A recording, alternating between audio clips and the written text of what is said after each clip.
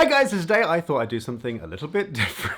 I've been studying economics at the Open University as part of my PPE degree for the last year, and some of the stuff I've learned has just absolutely blown my mind, so I wanted to share. Before we begin, I will just point out that I have been learning economics for 1 year part-time, which is the equivalent of learning economics half a year full-time, and I have never studied economics before. If you studied economics for a bit at high school, don't be like all the economics bros in my TikTok comments like, you should have learned this! I've never done it before, shut up! So without further ado, number 1. A lot of the justifications we use for things are based on things that aren't true.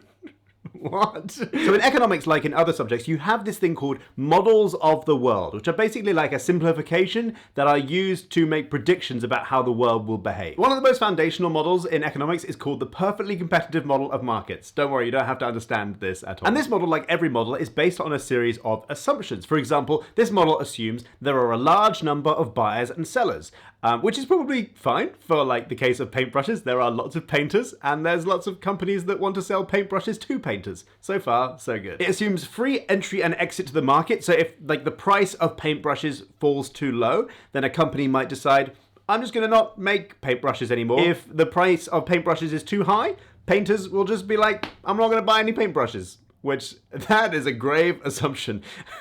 If you've got a wall to paint and it's an ugly wall, let me tell you, you are going to buy some paintbrushes. I am moving house and I have spent far too much time with paintbrushes. I suppose you could just like slosh the paint on with your hands, but the paintbrushes are too expensive. Slosh, slosh, slosh. Yeah, maybe I should have done that. Save myself some paintbrush money. So then if I decide to slosh all the paint on with my hands and not buy paintbrushes, then nobody's buying paintbrushes and the shops will put all their paintbrushes on sale. Therefore, the price of paintbrushes falls, right? Great, wonderful model. This model is used to justify free markets. So you just leave companies and customers to do whatever they want to do, and the price of paintbrushes or whatever you're selling will just reach a perfect equilibrium. Beautiful, no government has to get involved at all. Everything's perfect, we have reached the heaven state. But then it's used to talk about other things, for example, the market for labor, as they call it, so people working. And all the same assumptions exist, and this becomes incredibly problematic because it's assuming things which aren't true about fleshy people who need to like eat and stuff. So if you've got bartenders or shopkeepers and there's this assumption that if the price is too low they can just say nah to the work, it doesn't work. Many of them might not be able to just not take the job because the wage is crap. They might have to just take the job and do more hours in order to be able to eat food. And so this assumption, which will be used to justify, for example, not having a minimum wage, because the market will just sort out, the magical market will just sort out the wages. The workers just won't work if the wages are too low. No. This is why the minimum wage exists. But in many parts of the world, the minimum wage just hasn't increased for ages, or at least it doesn't keep up with the cost of living, or it's just not enough to live on anyway. Like in the UK, for example, we have the minimum wage and then the living wage. And it's like, okay, but why do you think people work? It's not for funsies. I understand the crap that some people say, like, people work when they're 16 years old and they don't need to earn loads of money, but because they have their parents, etc. Yeah, but some people don't have their parents. So you're wrong still. That's an assumption. You made an assumption and it was not always true. So shush. Number 2, countries can just ruin their own currencies if they want to. So I did a TikTok on this and the econ bros found me and ripped me a new one. When countries have a trade deficit, which means they are importing more than they are exporting, which lots of people consider to be bad, one of their solutions to that is to make their currency worth less. They just ruin their own currency. And then I say, so that other countries want to buy our stuff because to them it's considered really cheap because our currency is broken. And companies inside our country no longer want to import things because to them it's really expensive. And that's a solution apparently. Who's running our economy? So yeah, countries can do this. Some countries do this. And it makes their exports more attractive to other countries, basically. So it means that if you're in a country, you can charge £250 to export something, but then to the person buying it, it's become cheaper. So you still get £250, but that £250 was cheaper to the country who was buying your thing, right? But if you, as I'm sure many people do, want to import things, i.e. buy something from another country that gets posted to you, that is suddenly more expensive. And it's not more expensive because of some free market thing that's happened. It might be more expensive because your country has decided to, in my reductive words, ruin its own currency. Number 3. So I was learning about GDP, which is one of the ways we measure like how countries are doing economically in the never-ending dick measuring race between countries that will exist forever. And I had this thing switch in my head, which may be obvious to other people, but it was not necessarily obvious to me, and I found it really funny, which is that how much money a country makes is not to do with how much money there is, it's to do with how many times the money gets passed around. Right? Weird. So if I have a £10 note in my hand and I tell someone I'll pay them to jump, and then they tell me they'll pay me to hop, and then I tell them I'll pay them to cough, and they tell me they'll pay me to spin, etc., 20 times. We have this £10 note, but on paper, we have both just earned £100 and now owe £20 in tax. But we only have £10 and only one of us has got it. And the GDP of the country has gone up by £200. I know this is ridiculous, but if we did that enough times, we could both earn £1 million and the GDP of the country would go up by £2 million. And there was only ever a £10 note. Money feels so real, and the way that we experience it and the way that it kind of gatekeeps the things that we need in our lives. But I'm not gonna say it. It's not real. It's not real. The thing that is real is how many times it's been passed around. So, in my humble opinion, I think we need to get all the billionaires. I know.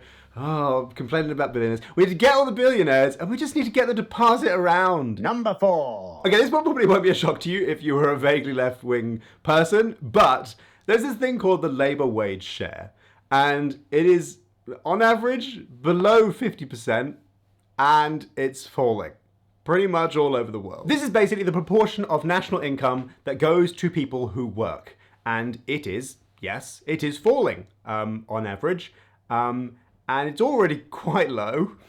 This is one thing that I know it. Obviously, I know that like stuff's not easy at the moment for many people. And I know that stuff is very easy for some people who don't do anything. But to understand it in like an actual, like in a model way and in an intellectual way is also very interesting. And to have the data there, the data is right there. You can literally look it up on the internet. There are like national statistics agencies that have it. They just have, it's just there. Obviously there are people who are, for example, retired, and that includes people who are retired. And obviously they're retired, and that's nice. They get to have some income without doing anything because they did lots, and that's great. And I hope I will have that. I probably won't ever stop working, but I would like the option at least. But I don't know. I just seeing this in data and seeing that it's happening pretty much across the board around the world. I don't know. That just made me sad, and I want to share it. Is that an interesting thing I learned, or is that a sad thing? I think that's a sad thing. Sorry if you're sad now too, but you probably already knew it. But you're probably sad anyway. I'm sorry. And number 5, speaking of things that I already knew, but now it's interesting to know in data, there is a concept in economics called externalities. An externality is basically a cost which is not in the cost. So for example, if you drive a car, it costs you maybe like £20, 20 pence per mile to drive somewhere. I think about 20 pence per mile. And it also costs you like the wear and tear on the car, the upkeep of the car, that kind of thing, and your time. But one thing that it also costs is it costs the environment. So you're spewing out crap from the back of your engine, and that costs the environment, and that costs everyone. It might cost us to clear up all the stuff that's been spewed out by all the cars, but it also costs like the NHS if more people get asthma, for example. Normally we might deal with this, for example, through taxation.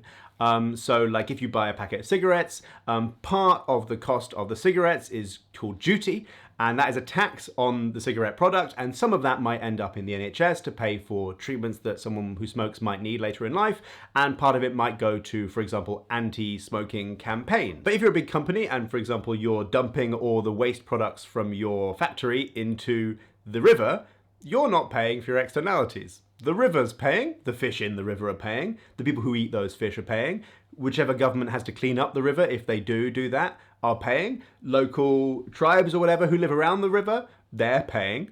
And the only people who are not paying are you, the company who's dumping that stuff in the river. That's not very good, is it? It's like we have a very clear economic understanding of this, and we have for quite a long time, And it doesn't feel like we're all that far into solving it. And part of that is because of the lobbying that happens from the companies, etc.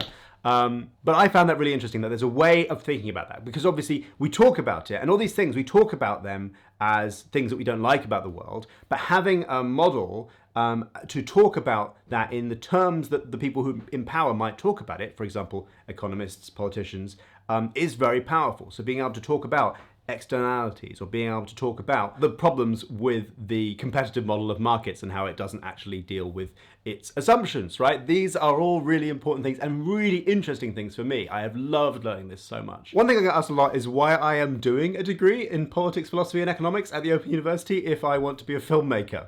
Does that make any sense? I'm going to make it make sense for you. First, I love learning. I genuinely just love learning. I didn't love learning when I was at school. I now love learning.